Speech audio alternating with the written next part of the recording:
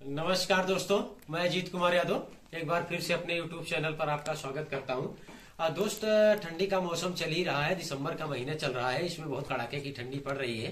तो बहुत से बकरी पालक भाइयों को परेशानी हो रही है। जैसे बच्चे आ जा रहे हैं तो उनको बचाना होता है, उनको क्या क्या विटामिन चलाना होता है, कैसे दूध समय से पिलाना होता है। बहुत सी बकरी हैं जो 2 या 3 बच्चे 4 बच्चे दे दी, तो अगर दूध नहीं पिला पा रही हैं तो 2 बच्चा मोर्टेलिटी की तरफ चला जा रहा है। तो यही सब चीज है जो जानकारी होनी चाहिए कि बकरी के बच्चों को कैसे बचाना है और बकरी को क्या बच्चों को क्या सुविधा देना है और बकरी को बच्चों को क्या तरीका अपनाना है ताकि हमारे बकरी के बच्चे मेमने हमारे न मरे, जिससे हमारा फार्म आगे बढ़े। अगर आप बकरी के बच्चे को नहीं बचा पा रहे हैं तो आपका फार्म आगे नहीं बढ़ेगा, क्योंकि जैसे आप अगर 10 बकरी या 12 बकरी 15 बकरी जो भी आप एक बार अपने फार्म पर खरीद के लाए हैं, तो बकरी अगर समय से आप उनकी देखभाल कर रहे हैं और बकरी अगर समय से प्रेग्नेंट हो रही है और बच्चा दे रही है और आप उन बच्चों को नहीं बचा पा रहे हैं, उनको क्या तरीका है, किसी को इकोलाइज हो जा रहा है, किसी को नाभि इन्फेक्शन हो जा रहा है, किसी को निमोनिया हो जा रहा है, किसी को मतलब दस्त होने लग रहा है बच्चे को। तो अगर ये सब आप नहीं बचा पा रहे हैं, ये सब की सेंटेंस नहीं पहचान पा रहे हैं और बच्चे को नहीं बचा पा रहे हैं, तो आप फार्म नहीं कर सकते, क्योंकि आपकी बकरी समय से बच्चा दे रही है, बकरी समय से गाभिन भी हो रही है और समय से आपके फार्म पर बच्चे भी आ रहे हैं और आप बच्चे को नहीं बचा पा रहे हैं। तो आप 15 बकरी लाए थे तो आप 15 वही जगह खड़े हैं जहां आप 1 साल पहले शुरुआत किए थे, वही जगह आप सीधा खड़े हुए हैं। तो अगर बच्चे को नहीं बचा पा रहे हैं तो आप वही जगह खड़े हैं, तो इससे बकरी फार्म में करने से कोई फायदा नहीं है।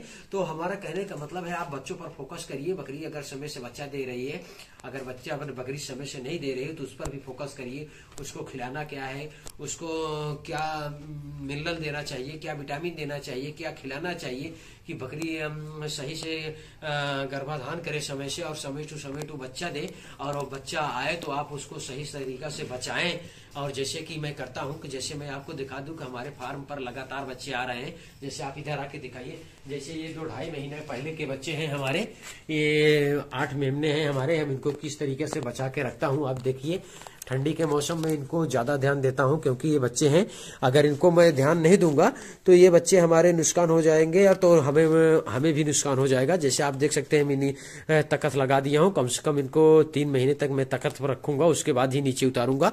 तो ये बच्चे हैं, जैसे मैं इनको शाम का भोजन दे दिया हूं और शाम के समय में डेली ठंडी के महीना में तो रेगुलरली करता हूं, इनके नाक में मिक्स ऑयल में बराबर डालता हूं।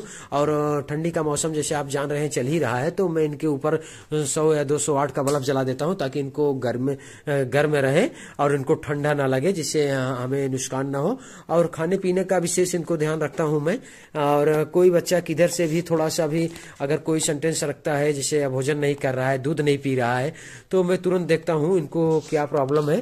तो अगर आप भी ऐसे करते हैं कि इन बच्चों को सही से सुविधा रखते हैं, तो जैसे आप देख सकते हैं मैं सुबह झाड़ू लगाकर इस पर चूना पाउडर का छिड़काव कर दिया हूँ।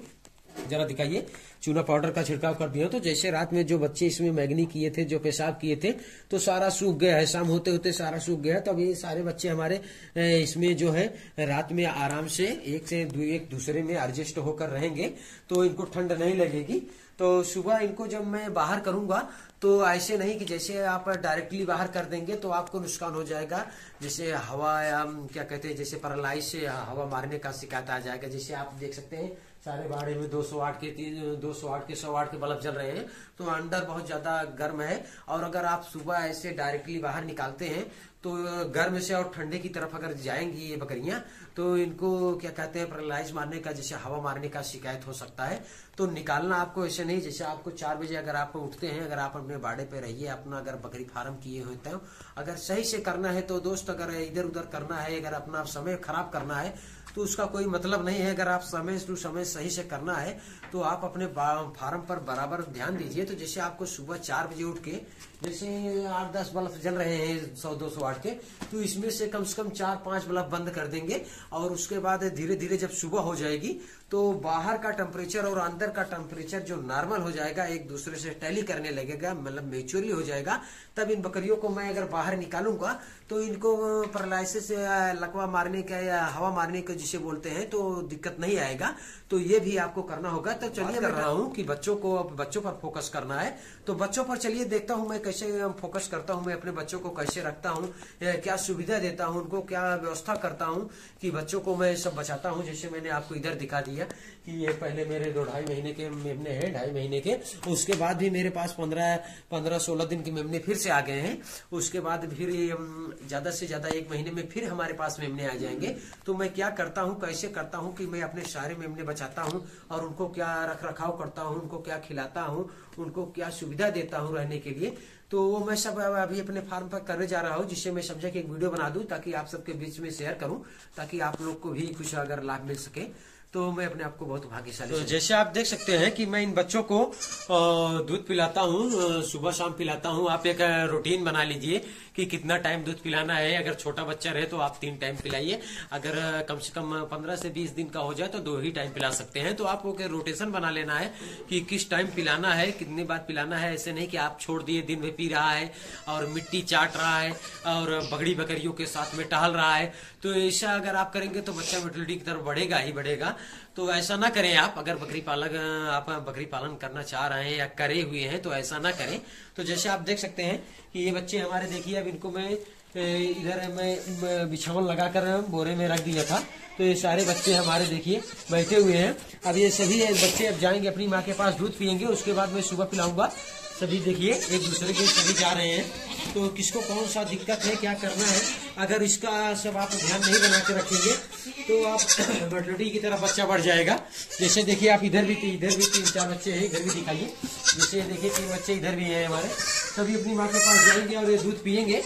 देखिए सभी देखिए कितने प्यार से बच्चे पी रहे हैं, छोटे बड़े बच्चे हैं। सभी को मैं दूध पिलाऊंगा, उसके बाद क्या मिनरल विटामिन चलाना है उसको भी चलाऊंगा मैं।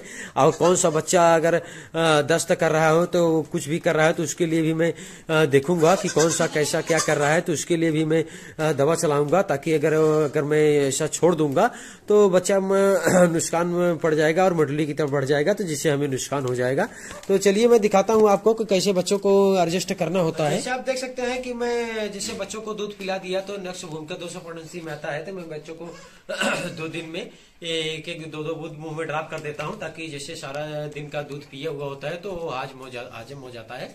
क्योंकि छोटे बच्चे होते हैं तो जुबाली करते नहीं है, तो ज्यादा उछल कूद भी नहीं करते हैं, तो उनका दूध अगर पचता नहीं है तो दूध पीते नहीं है। तो बहुत से भाई लोग बोलते हैं कि बच्चा दूध नहीं पी रहा है, तो मैं उसको पिला देता हूँ। उसके बाद में ये जैसे A to Z ये क्या है, सिरप है, मल्टीविटामिन है, तो इसको भी मैं चलाता हूँ ताकि बच्चा कमजोर ना हो। तो कैसे चलाता हूँ जरा मैं उसको आपको दिखाता हूँ कि 2-2 बूंद मैं इसको भी ड्रॉप करता हूँ बच्चे के मुंह में, 2-2 बूंद ड्रॉप कर देता हूँ, तो जिससे बच्चा कमजोर नहीं पड़ेगा। तो जैसे आप देख सकते हैं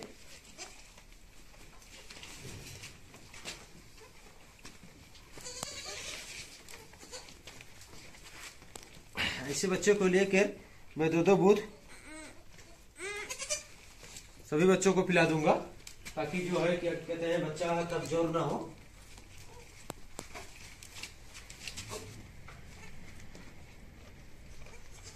मैं सारी बच्चों को दूध पिला दिया हूँ, छोड़ दिया हूँ, और ये अपना पेशाब वगैरह बाहर कर लिए हैं। तो अगर ये जब रात में मैं इनको ढकूंगा तो जैसे आप पेशाब कर लिए हैं तो अब ये 2 से 4 घंटे बाद ही पेशाब करेंगे, तो उसके बाद मैं फिर एक बार खोल दूंगा। तो उसके बाद ये अपना फिर बाहर पेशाब कर लेंगे, तो उतना गीला अपना बिस्तर ये करेंगे नहीं, बिछावन, तो इतना इनको नमी के टच में आएंगे नहीं, तो इनको सर्दी खांसी बुखार निमोनिया को शिकायत नहीं आएगा। तो जैसे आप देख सकते हैं कि मैं इनको दूध पिला दिया हूँ। उसके बाद में जैसे आप यहाँ पर मुझे ढकना होता है तो मैं ये इसको चेंज कर दूंगा, क्योंकि इस पर मैं ढका था, बच्चे हैं शाम का टाइम से ढका था तो पेशाब कर दिए थे, तो ये गीला हो गया है। तो मैं दूसरा बिछाऊंगा, क्योंकि इनको ठंड ना लगे, इसलिए मैं दूसरा बिछाऊंगा। अब ये बिल्कुल सूखा है, और रात में जब एक बार फिर से मैं बदल दूंगा तो बच्चे नमी के टच में नहीं आएंगे। और मैं इनको भी, छोटे बच्चों को भी ऊपर ही रखता हूँ, तो इनको भी मैं ऐसे बांस के फटीदार ही बनाकर इसमें ढकता हूँ, ताकि इसमें हवा बराबर गुजरती रहेगी तो इनको दिक्कत नहीं होगा, ठंड भी नहीं लगेगा। तो आप देख सकते हैं इन मेमनों को मैं इसमें ढकूंगा और मैं फिर से इनको बदल दिया हूँ, सूखा कर दिया हूँ। अभी ये बिल्कुल एकदम सूखा हुआ है, तो इस पर मैं फिर से मेमनों को ढकूंगा।